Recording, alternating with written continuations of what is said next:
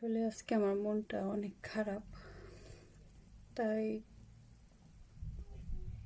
কথাও আসতেছে না মুখ দিয়ে, খুব কান্না পেতেছে।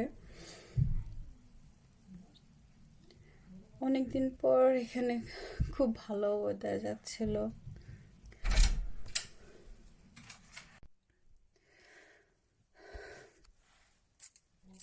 আসলে সারাটা দিন এত সুন্দর ওয়েদার গেছে বলার বাহিরে।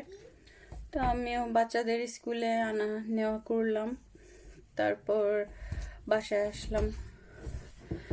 আমার হাজবেন্ড বাইরে গেছিল, এয়ারপোর্ট গেছিল তার ফ্রেন্ডের ওয়াইফ আনতে। তো সেও যখন বাসায় আসছে, খুবই সুন্দর ওয়েদার। আমার হাজবেন্ডের গাছগুলা দেখাইলাম বাহিরে যেগুলো রাখছি। তো কিন্তু সারাদিন পরে স্বাভাবিক সবাই ক্লান্ত, ক্ষুধা লাগছে, স্কুল থেকে আসছে, দূর থেকে জার্নি করে আসছে, খাওয়া দাওয়া করতে বসছি। আর এমন সময় হঠাৎ করে আকাশটা কালো হয়ে আসলো। তো বুঝতে পারি না, কারণ আয়ারল্যান্ডের ওয়েদারটাই আপনার এরকম, এই ভালো এই মন্দ, মানে বোঝা যায় না যে কখন কি হয়ে যায়, বৃষ্টি বা ঝড় আর সূর্যই বা কখন ওঠে, এটা মানে খুব বলা খুবই মুশকিল। ভাবলাম যে ভাতটা যেহেতু খাচ্ছি, ভাতটা খাওয়া দাওয়া শেষ করে তারপরে আমি গাছগুলাকে ভিতরে নিয়ে আসবো। কিন্তু মানে এই কথাটা কেমন বললেও সারতে পারলাম না। এত জোরে বৃষ্টি, বৃষ্টি শুধু বৃষ্টি না, মানে এত শিলাবৃষ্টি, এত বড় বড় পাথর, না বরফ কি বলবো, আমার এখন ভাষা আসছে না মুখে। জানেনই তো, আপনারা সবাই জানেন যে কেউ যদি কিছু করে, সে শখের জিনিস তার কাছে অনেক দামি, সেটা 2 টাকার হোক আর 5 টাকার হোক। তো আবার গাছগুলো আবার খুব শখের। আর আমি খাবার উদ্দেশ্যে করি না, আসলে আমার একটা শখ। গাছ লাগাবো, একটু জানলায় যাবে, দেখবো 2 চোখ দিয়ে, এটাই অনেক আনন্দ। আমার গাছগুলো মানে ক্ষণিকের মধ্যে নষ্ট হয়ে গেল। এত শিলাবৃষ্টি, এত শিলাবৃষ্টি, ধপ করে মানে মনে হলো কি শুধু আর কোথাও পড়তেছে না, সব আমার গাছের উপরে পড়তেছে। অনেক গাছই ছিল, মরিচ গাছ ছিল এই দেশ থেকে কেনা, সেগুলো ভালো আছে, কিছু হয়নি আল্লাহর রহমতে। কিন্তু ওটা চারপাশ দিয়ে যে লাউ গাছগুলা ছিল, লাউয়ের চারাগুলা, সেগুলা ভাঙ্গা চুরমার হয়ে গেছে। মানে আমার দেশি জিনিসগুলা সব শেষ। আসলে কি বলবো,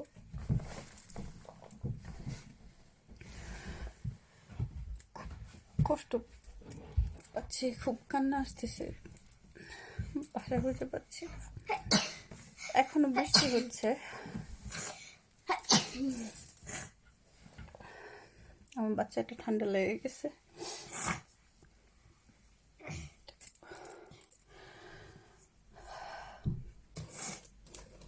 মাত্রই রেডি হয়েছিলাম খাওয়া দাওয়া করে। আমার ছোট মেয়ে প্রতি সপ্তাহে একদিন করে লেগো ক্লাবে যায়, যে ওকে দিতে যাব। আর এমন সময় এমন বৃষ্টিটা নামলো যে না আমার বাচ্চাকে আমি ড্রপ করতে পারলাম, না আমার গাছগুলার আমি ওইভাবে বাঁচাতে পারলাম। চলুন যাই, একটু দৃশ্য আপনাদেরকে দেখাই।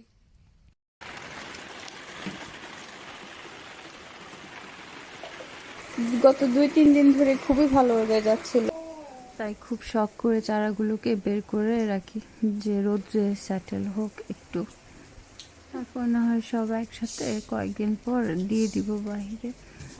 আগে তো একটু সেটেল করতে হয়। এই যে দেখতে পাচ্ছেন কাঁচামরিচের গাছ, 4 মোড়া দিয়ে এত লাউ গাছ হয়েছিল আমার। বলার বাহিরে। 5 মিনিটের ব্যবধানে মানে আমার সব চারা শেষ হয়ে গেছে। খুব কষ্ট লাগতেছে আসলে বলার বাহিরে। তো সব, অনেক পুঁই শাক গাছ ছিল, অনেক লাউ গাছ ছিল, এই যে সব শেষ।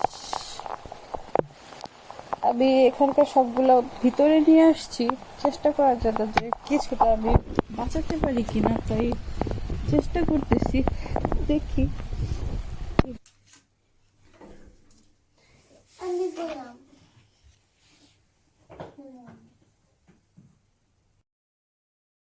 দেখতেই পাচ্ছেন চারাগুলোর কি অবস্থা, কোনোটার মাথা নাই, কোনোটার পাখা নাই, এরকম হয়ে গেছে, ঢেলে পড়ে গেছে।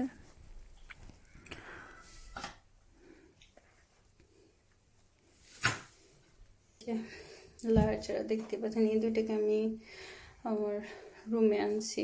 এই যে পাতা ভেঙে গেছে।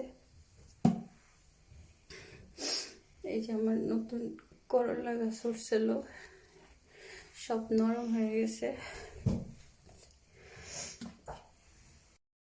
এই যে দেখতে পাচ্ছেন, এই যে একটা, এই যে দেখতে পাচ্ছেন এই চারাগুলো আমার মিষ্টি কুমড়া চারা। আমি দেশি থেকে বিচিগুলো আনছিলাম। এই যে দেখতেই পাচ্ছেন সব শেষ। দেখতেই পাচ্ছেন মাত্র একটা, দুইটা, তিনটা, চারটা, 5টা চারা হয়েছিল। এখান থেকে একটা গাছ আমি আবার মারে দিছি, আর 4টা এখন চারিরা আমি বাঁচাতে পারবো কিনা, তারপর সর্বোচ্চ চেষ্টা করব। আসলে গাছ আমার কাছে খুব প্রিয়, আমার সন্তানদেরকে আমি যেমন ভালোবাসি। কি মা? হ বাবা, এত জোরে বৃষ্টি হয়েছে দেখছো না, সব বরফ পড়ছে, আইস।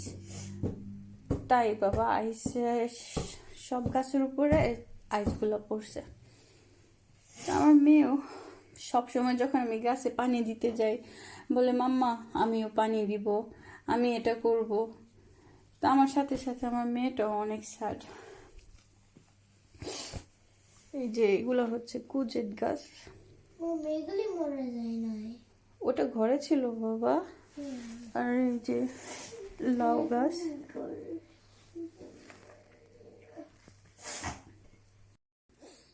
এই যে এটা ভরা ছিল, বিচি দিয়ে ভরা ছিল, গাছ দিয়ে ভরা ছিল, মাত্র বের হয়েছে, কিছু কিছু পাতাও ছাড়ছিল, দেখতে পাচ্ছেন।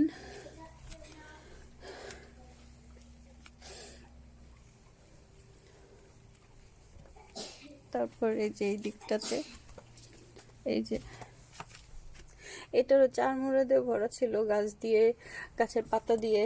এই যে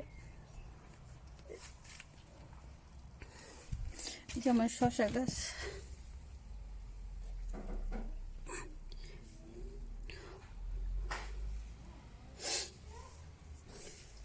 এগুলো হচ্ছে পুঁই শাক আর দেশি সিম গাছ। হচ্ছে এগুলা, এই সব শুয়ে পড়ছে। মূলা শাক,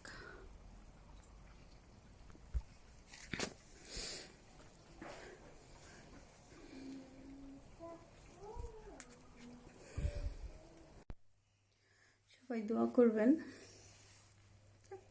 আমার জন্য, আমার গাছগুলোর জন্য।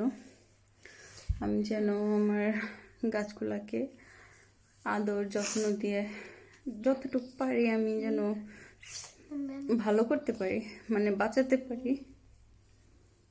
আসলে কি বলবো কিছু বুঝতেছি না আমি। I don't know, I don't really understand what should I say, what to do, how should I speak. I'm sorry. আসলে আমার কষ্টটা একমাত্র তারাই বুঝতে পারবেন যারা আমার মতো শখ করে বাগান করেন।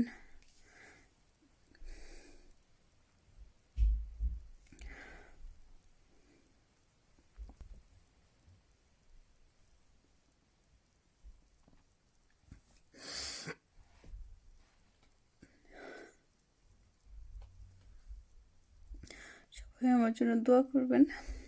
আমার গাছগুলোর জন্য দোয়া করবেন প্লিজ। আশা করি সবাই আমার পাশে থাকবেন। আল্লাহ হাফেজ।